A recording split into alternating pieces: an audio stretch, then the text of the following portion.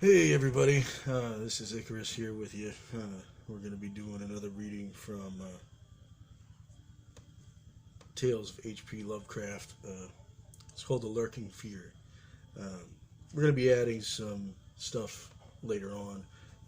That's some original works by myself, um, Icarus, and I think you'll enjoy it. I hope. Um, I'm trying to create a forum or something where you could participate and you could send in your works. If you're an author like me and you'd like to have your stuff shared, the theme is horror, scary, strange, that sort of thing. I don't care if it's poetry or anything like that. That's fine.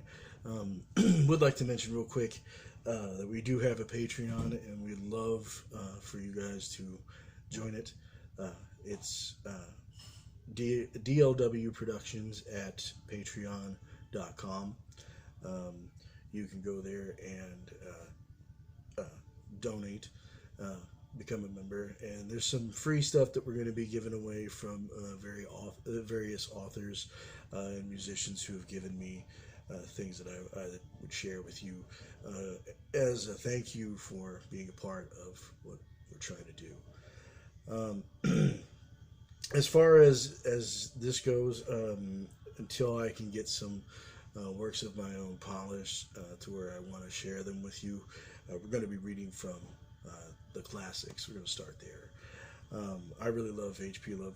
Lovecraft, a little bit redundant, and also Edgar Allan Poe and Robert Frost. Those are going to be some of the people that we're going to tackle too. Um, and I'm trying to think if there's anything else I need to tell you. I think that's and my Anchor, the Anchor app. It is Strange Tales of Icarus. The Lurking Fear, the Strange Tales of Icarus. You can find that on the Anchor app. That is my podcast. So that's what started all of this. So we are, without further ado, I'm going to read from The Lurking Fear. Yesterday was part one, so if you're just joining us, please subscribe and enjoy. If you have the book, it's the Necronomicon, and it's a collection of all his works. I don't know if it's all his works. I think it's all his short works. But we're going to go ahead and get started with part two, and hope you enjoy it. For days after that hideous experience in the forest swathed mansion, I lay nervously exhausted in my hotel room at Lafayette's Corners. I do not remember exactly how I managed to reach the motor car, started, and slid unobserved back to the village, for I retained no distinct impression save for wild armed Titan trees, demonic mutterings of thunder, and Cheronian shadows athwart the low mounds that dotted and streaked the region. As I shivered and brooded on the casting of that brain-blasting shadow, I knew that I had at last pried out of earth's supreme horrors one of those nameless blights of outer voids whose faint demon scratchings were sometimes here on the farthest rim of space, yet from which our own finite vision has given us a merciful immunity. The shadow I had seen I had hardly dared to analyze or identify. Something had lain between me and the window that night, but I shuddered whenever I could not cast off the instinct to classify it. If it had only snarled or bayed or laughed titteringly, even that would have relieved that abysmal hideousness. But it was so silent. It had rested a heavy arm on or forehead on my chest. Obviously it was organic, or had once been organic. Jane Martinez, whose room I had invaded, was buried in the graveyard near the mansion. I find Bennett and Toby. If they lived, why had it picked them and left me for last? Drowsiness is so stifling and dreams are so horrible. In a short time I realized that I must tell my story to someone or break down completely. I had already decided not to abandon the quest for the lurking fear, for in my rash ignorance it seemed to me that uncertainty was worse than enlightenment, however terrible the latter might prove to be.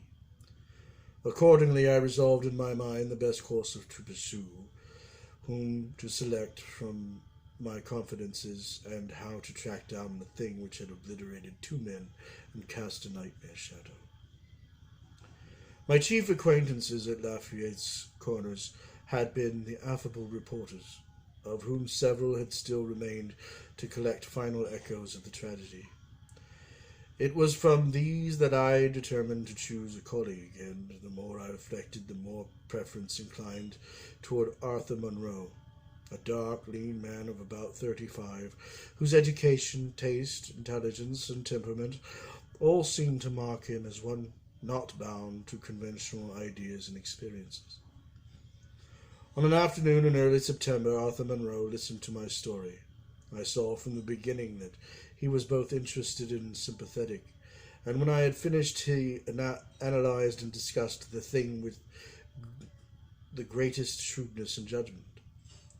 His advice, moreover, was eminently practical, for he recommended a postponement of operations at the Martinez mansion until we might become fortified with more detailed historical and geographical data.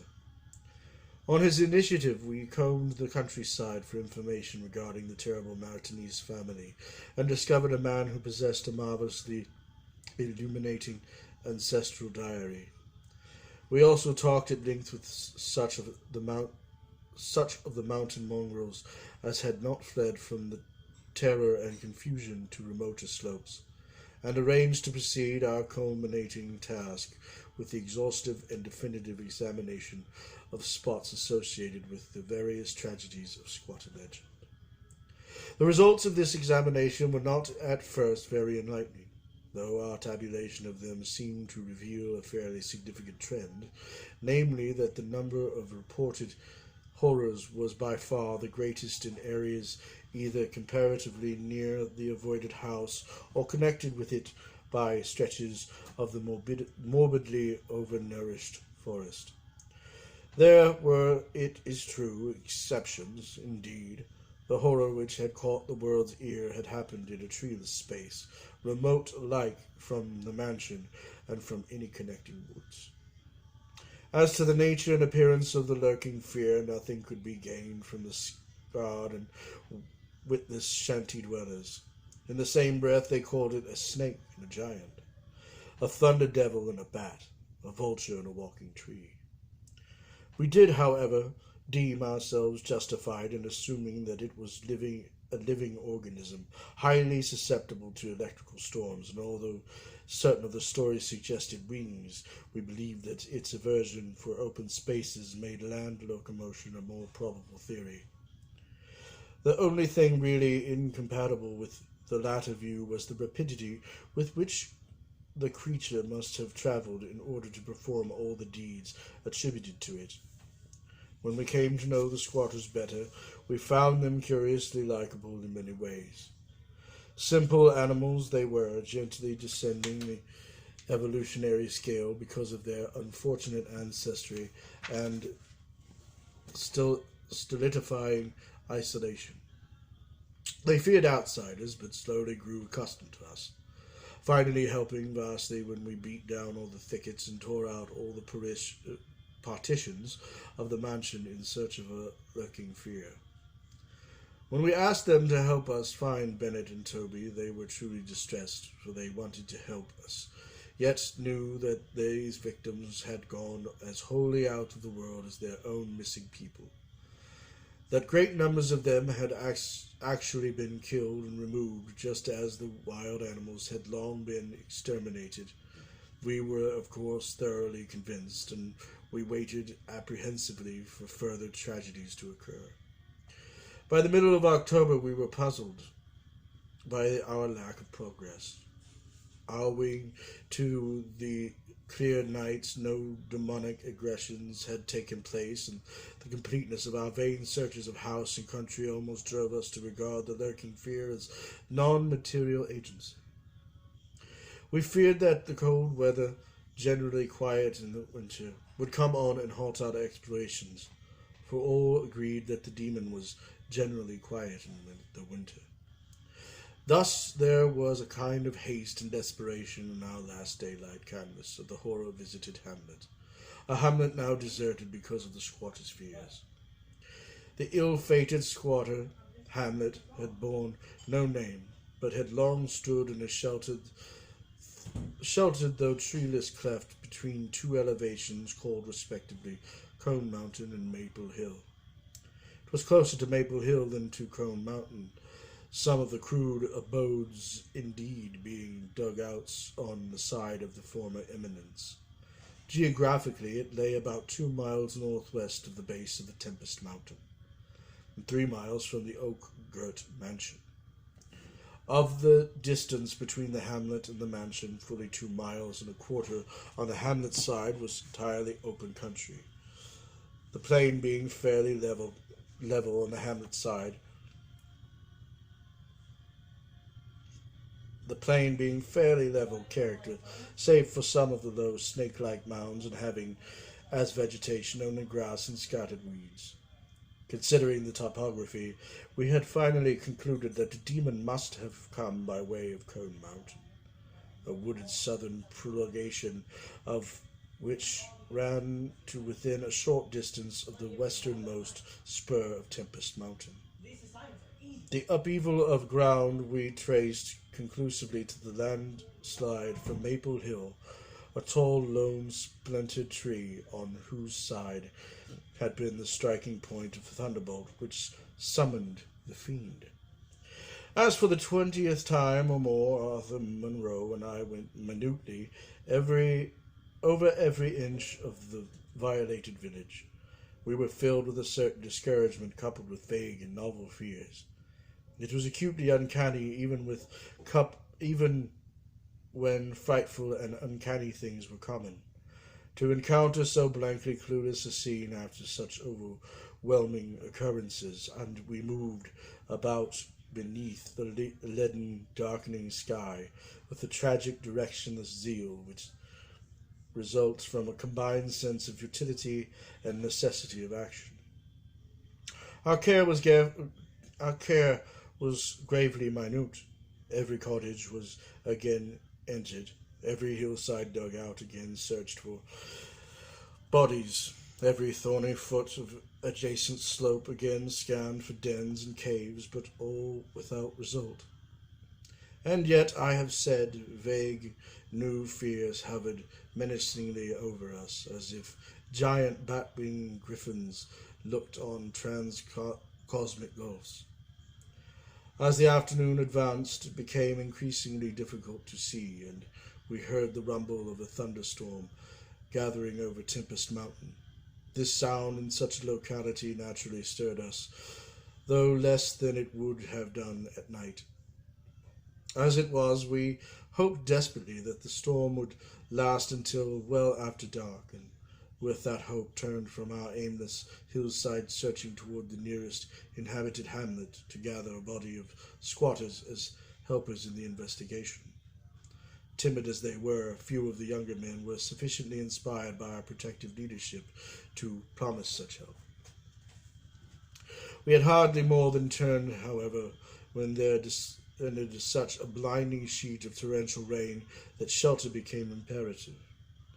The extreme, almost nocturnal darkness of the sky caused us to stumble badly, but guided by the frequent flashes of lightning and by our minute knowledge of the hamlet, we soon reached the least porous cabin of the lot, an heterogeneous combination of logs and boards, whose still existing door and single tiny window both faced Maple Hill. Barring the door after us against the fury of the wind and rain, we put in place the crude window shutter, which our frequent searches had taught us where to find. It was dismal sitting there on rickety boxes in the pitchy black darkness, but we smoked pipes and occasionally fashioned our pocket lamps about. Now and then we could see the lightning through the cracks in the wall. The afternoon was so incredibly dark that each flash was extremely vivid. The stormy vigil reminded me shudderingly of my ghastly night on Templess Mountain. My mind turned to that odd question which had kept recurring ever since the nightmare thing had happened, and I again wondered why the demon, approaching the three watchers, either from the window or the interior, had begun with the men on each side and left the middleman to the last, when the Titan fireball had scared it away. Why had it taken its victims in natural order, with myself second, for whichever direction it had approached? With what manner of far-reaching tentacles did it prey? Or did it know that I was the leader and saved me for a fate worse than that of my companions? In the midst of these reflections, as if dramatically arranged to intensify them, there fell nearby a terrific bolt of lightning, followed by the sound of sliding earth. At the same time, the wolfish wind rose to the demonic crescendos of ululation. We were sure that the one tree on Maple Hill had been struck again, and Monroe rose from his box and went to the tiny window to ascertain the damage. When he took down the shutter, the wind and the rain howled deafeningly in, so that I could not hear what he said, but I waited while he leaned out and tried to fathom nature's pandemonium. Gradually, a calming of the wind and dispersal of the unusual darkness told of the storm's passing. I had hoped it would last into the night to help our quest, but a furtive sunbeam from a knothole behind me removed the likelihood of such a thing, suggesting to Monroe that we had better get some light, even if more showers came. I unbarred and opened the crude door. The ground outside was a singular mass of mud and pools, with fresh heaps of earth from the slight landslide. But I saw nothing to justify the interest which my companion slightly leaning out the window. Crossing to where he leaned, I touched his shoulder, but he did not move. Then, as I playfully shook him and turned him around, I felt the strangling tentacles of a cancerous horror whose roots reached into limitless pasts and fathomless abysms of the night that broods beyond time. For Arthur Monroe was dead, and on what remained of his chewed and gorged head there was no longer a face. Alright, so if you like this, tomorrow we are going to be doing What the Red Glare Meant, both on the Anchor podcast and Facebook, and I'm going to be uploading some stuff to TikTok. So if you want to participate in this and you like it, give us a like, subscribe, and help us out. Alright, and I am Icarus A. Glass. I will be your host on this show. So this has been the Strange Tales of Icarus, and we will see you tomorrow.